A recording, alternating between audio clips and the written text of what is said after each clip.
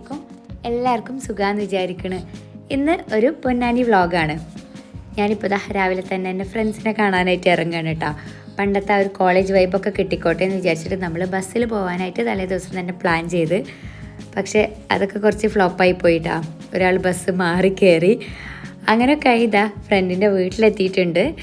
ഇതാണ് ഫെബ്നൻ്റെ വീട് പൊന്നാനി തന്നെയാണ്. മറ്റേ രണ്ടുപേര് ലെമീസ്, രേഷ്മ.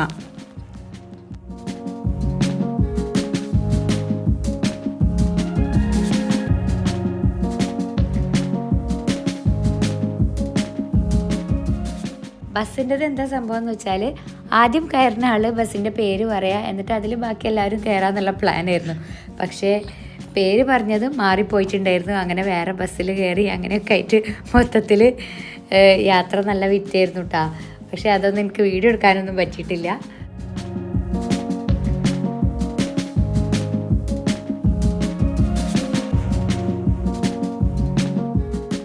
നേരെ ഇതാ കിച്ചണിലേക്കാട്ടോ വന്നിട്ടുള്ളത്. ഇവിടെ ഇതാ ഫെബിനെ നല്ല അടിപൊളി മന്തി പിന്നെ മട്ടൺ റോസ്റ്റൊക്കെ റെഡിയാക്കി വെച്ചിട്ടുണ്ട്. നമ്മളെല്ലാവരും കൂടി ഫുഡ് കഴിക്കാനായിട്ട് പോവാണ്. നമ്മൾ 4 പേര് മാത്രമേ ഉണ്ടായിരുന്നുള്ളൂ കേട്ടോ. ഫെബിനെ കുട്ടികളൊക്കെ സ്കൂളിൽ പോയിട്ടുണ്ട്. അപ്പോൾ ഇതാ നമ്മൾ മാത്രമേ ഉള്ളൂ.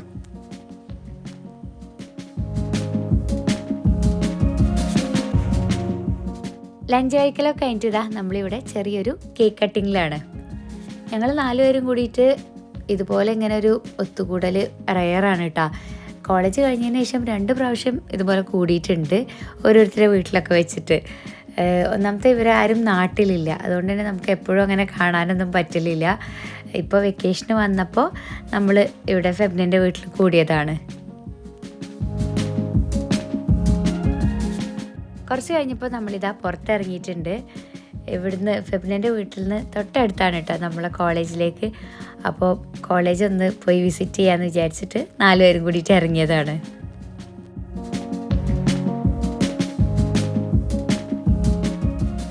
ഇതാണ് ഞങ്ങളെ കോളേജ്, പൊന്നാനി MES കോളേജ്. ഞാൻ ഡിഗ്രി ഇവിടെയാണ് പഠിച്ചത്. പിന്നെ PG 1 കൊല്ലം ഇവിടെ പഠിച്ച്, ബാക്കി PSMO കോളേജിൽ പഠിച്ച് അവിടെ നിന്നാണ് കംപ്ലീറ്റ് ചെയ്തത്. അപ്പോൾ ഞങ്ങളിതാ ഇവിടെ ഒന്ന് ഫുള്ളായിട്ടൊന്ന് ചുറ്റിക്കറങ്ങുകയാണ്. ഞങ്ങൾ പഠിച്ച ആ ഒരു ടൈമിലുള്ള കോളേജേ അല്ല കേട്ടോ, ഭയങ്കര മാറ്റം മൊത്തത്തിൽ.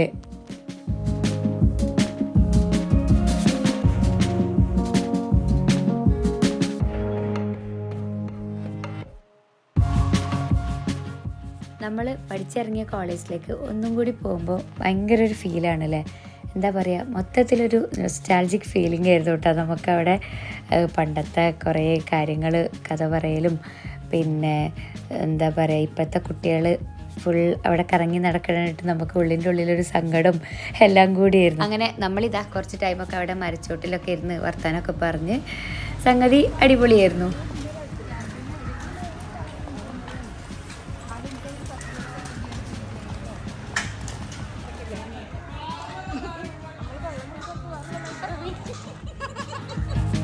ഈ വീഡിയോ കാണുന്നവരിൽ MES കോളേജ് സ്റ്റുഡൻസൊക്കെ ഉണ്ടെങ്കിൽ കമൻറ്റ് ചെയ്യാൻ മറക്കരുത് കേട്ടോ.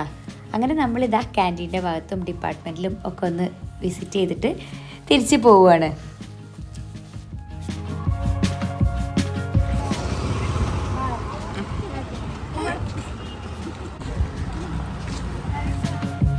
അവിടുന്ന് ഇറങ്ങി പിന്നെ നമ്മൾ നേരെ പോണത് ബീച്ചിലേക്കാണ്.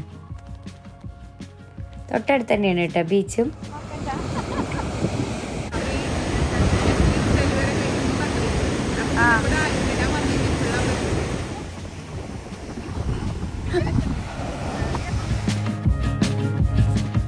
ബീച്ചിൽ നമ്മൾ കുറച്ച് ടൈമേ നിന്നിട്ടുള്ളൂ. എന്തായാലും രസമുള്ള നല്ലൊരു അടിപൊളി ദിവസമായിരുന്നു കേട്ടോ. അങ്ങനെ പിന്നെ നമ്മൾ ഇടയ്ക്കിടയ്ക്ക് ഇനി കൂടണം എന്നൊക്കെ പറഞ്ഞ് പ്ലാൻ ചെയ്തിട്ടൊക്കെയാണ് തിരിച്ച് പോയത്.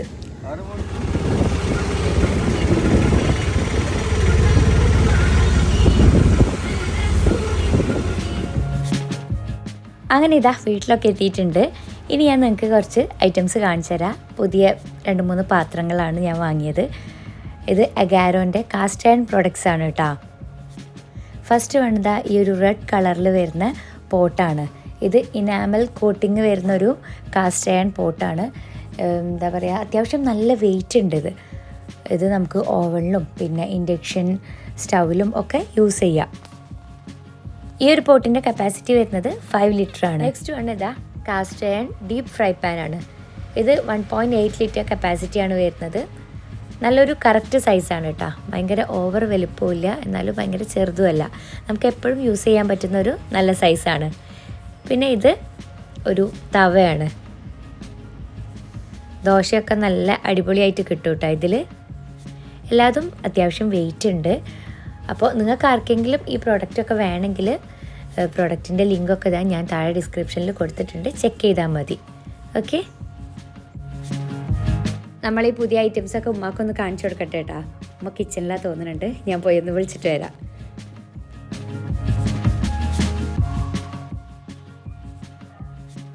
ഉമ്മാക്കുള്ള സ്പെഷ്യൽ ഗിഫ്റ്റാണിത്. പാത്രങ്ങൾ ഭയങ്കര ഇഷ്ടമാട്ടോ ഉമ്മാക്ക്. അപ്പോൾ ഇതൊന്ന് പൊന്തിച്ച് നോക്ക്. ഇത് സാധാ പാത്രമല്ല, വെയിറ്റ് ഉണ്ട്, നല്ല വെയിറ്റ് ഉണ്ട്. ഇത് കാസ്റ്റ് അയണിൻ്റെ പോട്ട്സാണ്. പിന്നെ ഇതാ ഇതെന്താ ഇനി ഇതുണ്ട്.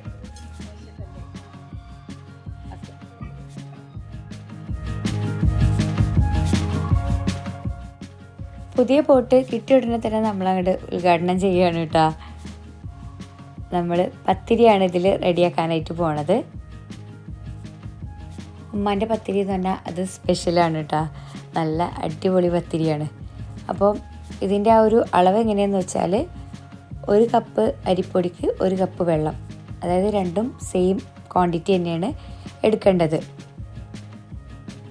വെള്ളത്തിലേക്ക് ഇതാ ആവശ്യത്തിനുള്ള ഉപ്പ് ചേർത്ത് കൊടുക്കുക. എന്നിട്ട് മൂടി വെക്കുക, നന്നായിട്ടൊന്ന് തിളക്കട്ടെ. അപ്പോൾ ഇതാ വെള്ളം നല്ലോണം തിളച്ച് വന്നിട്ടുണ്ട്. ഇനി ഇതിലേക്ക് നമ്മൾ അരിപ്പൊടി ചേർത്ത് കൊടുക്കുക. അരിപ്പൊടി ചേർത്തതിന് ശേഷം 1 മിനിറ്റ് ഒന്ന് മൂടി വെക്കുക.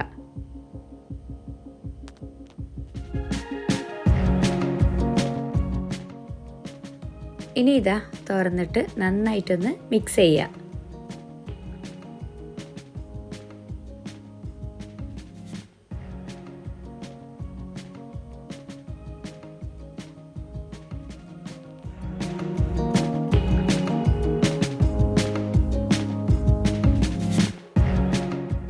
എൻ്റെ വീഡിയോയിൽ കുറേ മുമ്പ് തൊട്ടേ ചോദിക്കുന്ന ഒരു റെസിപ്പിയാണ് കേട്ടോ പത്തിരീൻ്റെത്. പത്തിരി ശരിക്കും പറഞ്ഞാൽ എല്ലാവരും ഒന്നും ഉണ്ടാക്കിയിട്ടുണ്ടെങ്കിൽ അത് നല്ല കറക്റ്റായി കിട്ടൂല. അതിനൊരു നാക്കൊക്കെ ഉണ്ട്.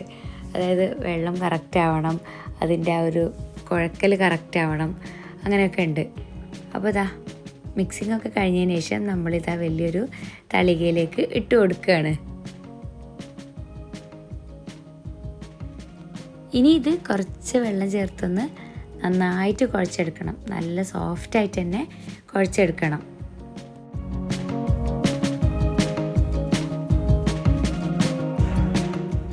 ഇവിടെ ഇളാമാരൊക്കെ ഉണ്ട് കേട്ടോ. അപ്പോൾ എല്ലാവരും കൂടി ഇതാ നല്ല പണിയിലാണ്. ചിക്കൻ കറീൻ്റെ പ്രിപ്പറേഷൻസും നടക്കുന്നുണ്ട്.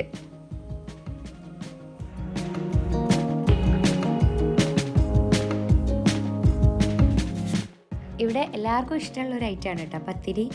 ഇവിടെ പപ്പാക്കൊക്കെ നിർബന്ധമാണ് എല്ലാ ദിവസവും രാത്രി പത്തിരി വേണമെന്നുള്ളത്. ചപ്പാത്തി ഒന്നും വലിയ ഇഷ്ടമൊന്നുമില്ല. ഇടയ്ക്ക് എപ്പോഴെങ്കിലും ചപ്പാത്തി ആക്കും, കൂടുതലും പത്തിരി തന്നെയാണ്.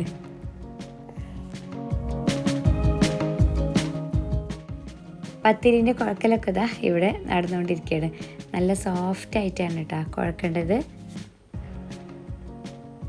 ആവശ്യത്തിന് വേണമെങ്കിൽ വെള്ളം ചേർത്ത് കൊടുക്കുക. അപ്പോൾ ഇതാ ഓരോരോ ബോൾസ് ആക്കിയിട്ട് വെക്കുകയാണ്. നമ്മളിവിടെ പൊതുവെ പ്രസ് യൂസ് ചെയ്യാറില്ല കേട്ടോ. മൊത്തത്തിൽ ഇങ്ങനെ പരത്തിയെടുക്കാറാണ് കുഴൽ വെച്ചിട്ട്.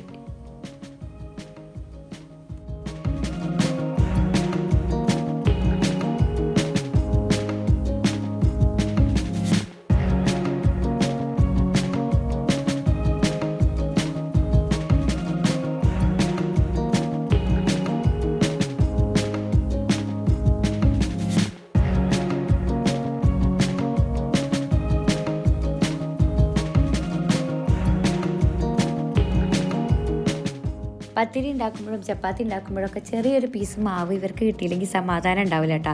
നമ്മളെ പിന്നാലെ നടന്ന് ചോദിക്കും. അപ്പോൾ ദാ ചെറിയ പീസ് ഉമ്മ കൊടുത്തതാണ് രണ്ടുപേർക്കും. അപ്പോൾ അപ്പുറത്തിരുന്ന് നല്ല കുട്ടികളായിട്ട് കളിക്കണുണ്ട്. നമ്മളെ വല്ലാതെ ശല്യപ്പെടുത്താൻ വരില്ല.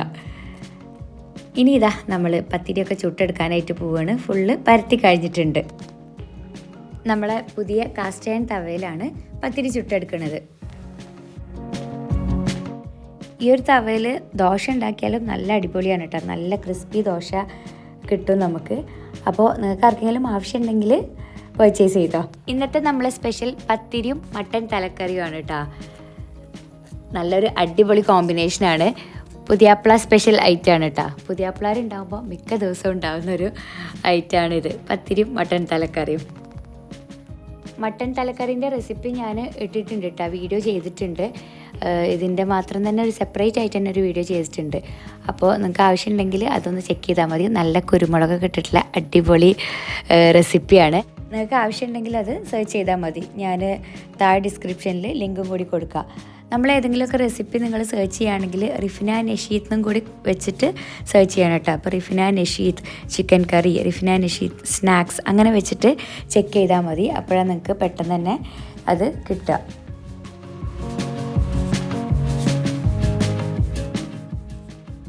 തലക്കറി ഉണ്ടാക്കലൊക്കെ കഴിഞ്ഞിട്ടുണ്ട്. ലാസ്റ്റായിട്ട് ഉള്ളി ഫ്രൈ ചെയ്തതൊന്ന് ആഡ് ചെയ്യാനുണ്ട്. അപ്പോൾ അതൊന്ന് റെഡിയാക്കിക്കൊണ്ടിരിക്കുകയാണ്.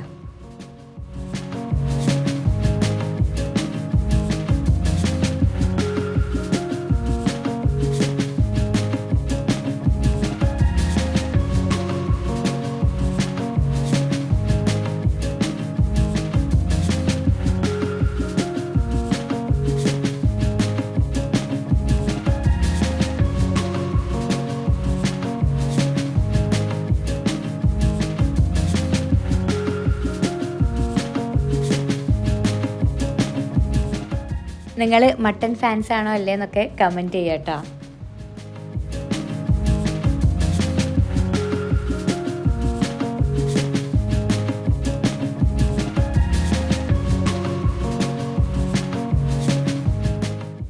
ഇത് വേറൊരു ദിവസത്തെ കുറച്ച് വിശേഷങ്ങളാണ്. ഞങ്ങളെല്ലാവരും കൂടി ഇതാ പൊന്നാനി ബീച്ചിലേക്കാണ് കേട്ടോ പോണത്.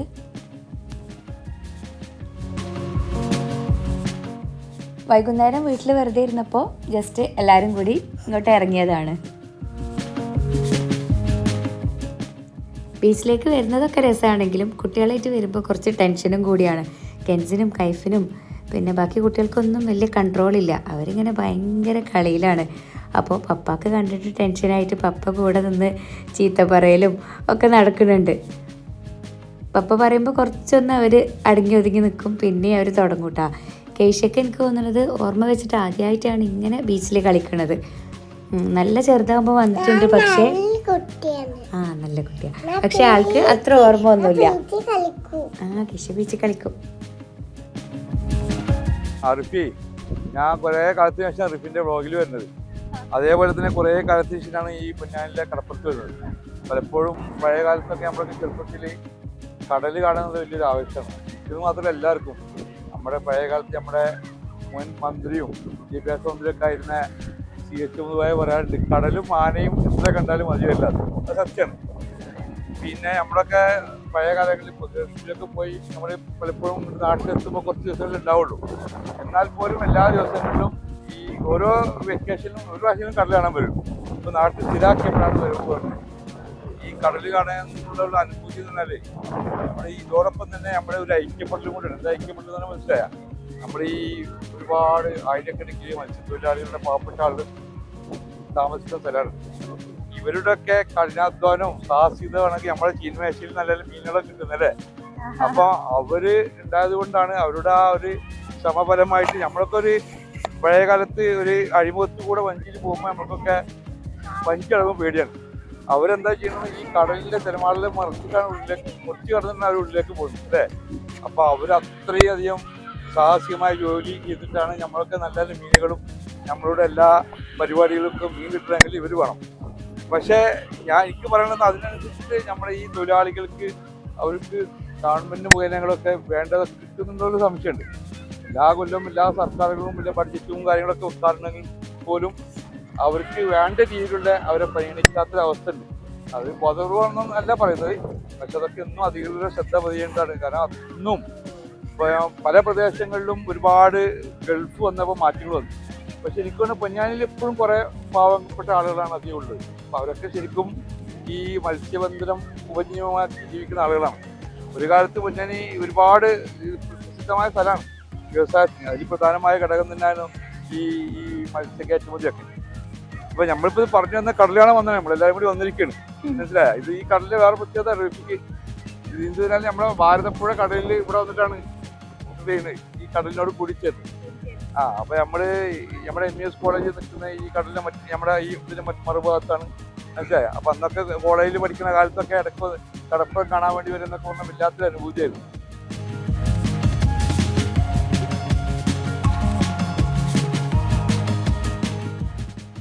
പിന്നെ ഇതാ കിയാനെ നമ്മൾ വെള്ളത്തിലിറക്കിയിട്ടുണ്ട് കേട്ടോ. പക്ഷേ കിയാൻക്ക് ചെറുതായിട്ടൊരു പേടിയുണ്ട്.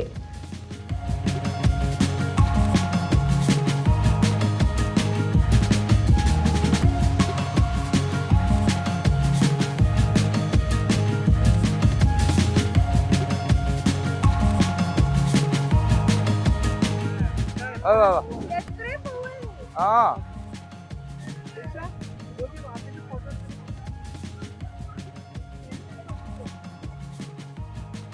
നമ്മളിപ്പോ ആയിരക്കണക്കിന് ആളുകൾ വന്നിട്ട് എൻജോയ് ചെയ്യണം അല്ലേ. വളരെ രസകരമായി എല്ലാവരും എൻജോയ് ചെയ്യുന്ന ഒരുപാട് കുടുംബങ്ങളൊക്കെ ഉണ്ട്. പക്ഷെ നമ്മൾ വേറെ ഒന്ന് ആലോചിച്ച് നോക്കാണ്, ഈ പ്രദേശത്ത് ഇതിന് ചുറ്റുപാട് താമസിക്കുന്ന 100 കണക്കിന് ആളുകൾ പലപ്പോഴും നമ്മൾക്ക് വേണ്ടിയിട്ട് കടലിൽ പോകുന്ന ആളുകളാണ്. അവരുടെ കുടുംബങ്ങൾ എപ്പോഴും നമ്മൾക്കിപ്പോൾ കടലിൻ്റെ അടുത്തുനിന്ന് തന്നെ കുട്ടികളെ നമ്മൾ പിടിക്കുന്നത്. അവരൊക്കെ ഈ കടലിൻ്റെ അകത്തേക്ക് പോയിട്ട് ആണ് മീൻ പിടിച്ചത്. അപ്പോൾ അവർ കാലാവസ്ഥ മാറിക്കഴിഞ്ഞാൽ അല്ലെങ്കിൽ നല്ലൊരു കാറ്റടിച്ചാൽ തിരക്കൊന്ന് വളരെ ഭയാനകമായി കഴിഞ്ഞാൽ അവരൊക്കെ വീട്ടിൽ പേടിച്ച് വരച്ചിരിക്കും. അവരുടെ ഭർത്താക്കന്മാർ, അവരുടെ മക്കൾ, അവരുടെ അനിയന്മാരൊക്കെ. അപ്പോൾ അത് നമ്മളെപ്പോഴും ശ്രദ്ധിക്കണം. കാരണം ആ ആളുകൾ അവരാണ് സത്യത്തിൽ എന്താണ് നമുക്ക് വേണ്ടി ജീവിക്കുന്നത്. അപ്പോൾ അവരൊക്കെ നമ്മൾ ഈ കടൽപ്പുറത്ത് വരുമ്പോൾ എപ്പോഴും ഓർമ്മിക്കേണ്ട ആളുകളാണ് അവരൊക്കെ. പറഞ്ഞത് ശരിയല്ലേ? അത്രയധികം കുടുംബങ്ങൾ ഇവിടെ ഈ പ്രദേശത്ത് താമസിക്കുന്നു. അതായത് പഴയ കാലത്തൊക്കെ ഒരുപാട് പാവപ്പെട്ട മത്സ്യത്തൊഴിലാളികൾ താമസിക്കുന്ന സ്ഥലമാണ്.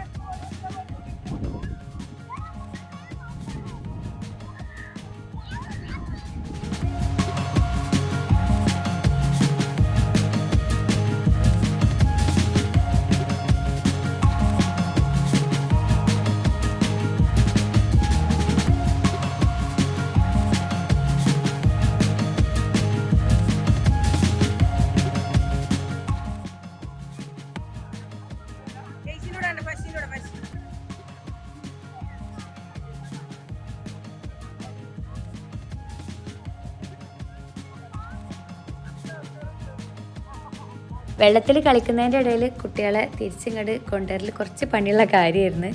അതൊക്കെ കഴിഞ്ഞ് അവരൊക്കെ ക്ലീനാക്കി കാറിൽ കയറ്റുക എന്നുള്ളത് വലിയ ടാസ്ക് തന്നെ. ബീച്ചിൽ കളിക്കണമൊക്കെ രസമാണെങ്കിലും ആ ലാസ്റ്റ് പിന്നൊരു മടിയാണ്. അങ്ങനെ ഇതാ എല്ലാത്തിനും ക്ലീൻ ചെയ്തിട്ടൊക്കെ കയറ്റിയിട്ടുണ്ട്. നിഷ്കൊക്കെ കാറിൽ മണ്ണാവണത് തീരെ ഇഷ്ടമില്ലാത്ത കാര്യമായിരുന്നു. അതുകൊണ്ട് തന്നെ നമ്മൾ ബീച്ചിൽ വന്നാലും ഇറങ്ങാനൊരു മടിയാണ് കേട്ടോ. അല്ല കാറിലൊക്കെ മണ്ണാവില്ലേ എന്ന് വിചാരിച്ചിട്ട്.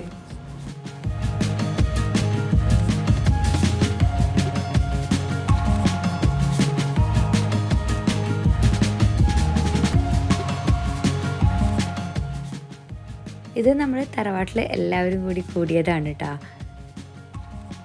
നമ്മളെ തറവാടിൻ്റെ തൊട്ടടുത്ത് തന്നെ വലിയൊരു കുളമുണ്ട്. അപ്പോൾ അതാ എല്ലാവരും കൂടിയിട്ട് അങ്ങോട്ടേക്ക് നടക്കുകയാണ്.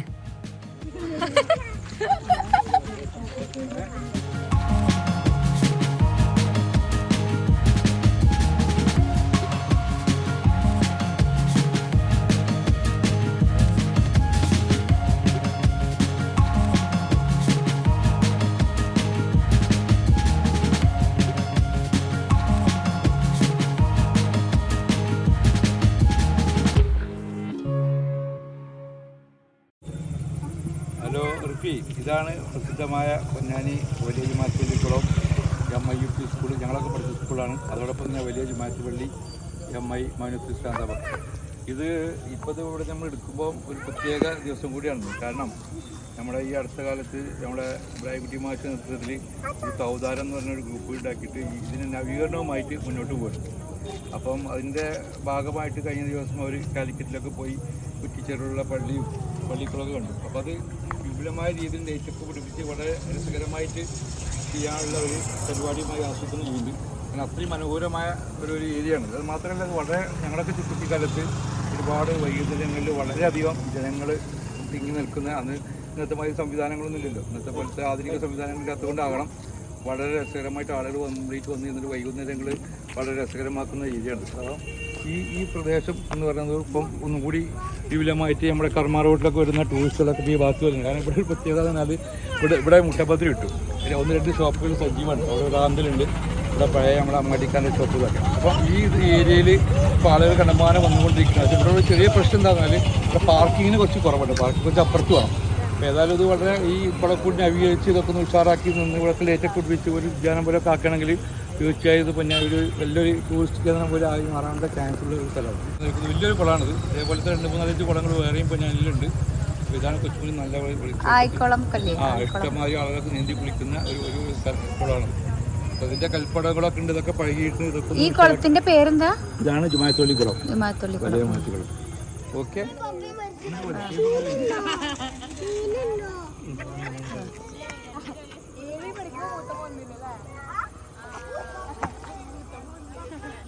ആ പപ്പയും ഉമ്മയും പഠിച്ച സ്കൂളാണ്. ഇത് ഞാനും അതേമാതിരി ഉമ്മയൊക്കെ പഠിച്ച സ്കൂളാണ്. ഞങ്ങളുടെ വീട് ഇവിടെ, ഉമ്മയുടെ വീട് കുറച്ചപ്പുറം. തൊട്ടടുത്താണ്. രണ്ടാളും ഒരേ സ്കൂളായിരുന്നു. ഇത് ഒന്നും കൂടി ഒരു എല്ലാ അർത്ഥത്തിലും ഇത് ഭംഗിയാക്കാനുള്ള ശ്രമം നടത്തിയിട്ടുണ്ട്. ഞാൻ നേരത്തെ പറഞ്ഞ പോലെ ഒരു സൗദാരം എന്ന് പറഞ്ഞ ടീമാണ് അതിന് പിന്നിൽ പ്രവർത്തിക്കുന്നത്. നമ്മുടെ ഇബ്രാഹിംകുട്ടി മാഷുണ്ട്. അദ്ദേഹം ഇതേ സ്കൂള് സ്കൂളിൻ്റെ മാനേജ്മെൻറ്റുള്ള മറ്റൊരു സ്കൂളിൽ MA സ്കൂളിൽ അതിലെ പ്രിൻസിപ്പളായിരുന്ന ആളാണ്. അപ്പോൾ മൂപ്പര് വളരെ കഠിനാധ്വാനം ചെയ്തിട്ട് ഇതിൻ്റെ പിന്നിൽ പ്രവർത്തിക്കുന്നുണ്ട്. അപ്പോൾ അത് നന്നാവുന്നുള്ള പ്രതീക്ഷ എല്ലാവർക്കും, വീണ്ടും ശരിയാവുന്ന പ്രതീക്ഷയുള്ള എല്ലാവർക്കും ഉള്ളത്.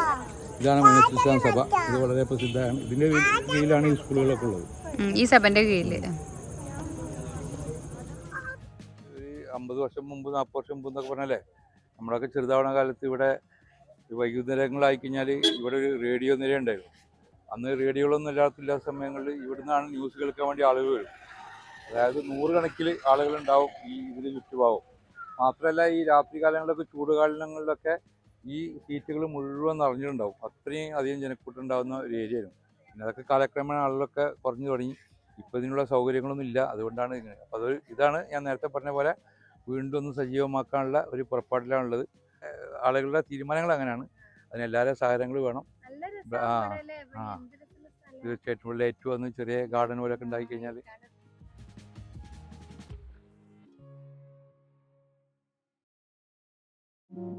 ഇവിടെയുള്ള ഈ റെസ്റ്റോറൻറ്റിലൊക്കെ നല്ല അടിപൊളി മുട്ടപ്പത്തിരി ബീഫും ഉണ്ട്. ഇത് കഴിക്കാനായിട്ട് പല സ്ഥലത്തുനിന്നും ആൾക്കാർ വരാറുണ്ട് കേട്ടോ. അപ്പോൾ ഇതാണ് നമ്മളെ ഇന്നത്തെ പൊന്നാനി വിശേഷങ്ങളൊക്കെ ഉള്ള വ്ളോഗ്.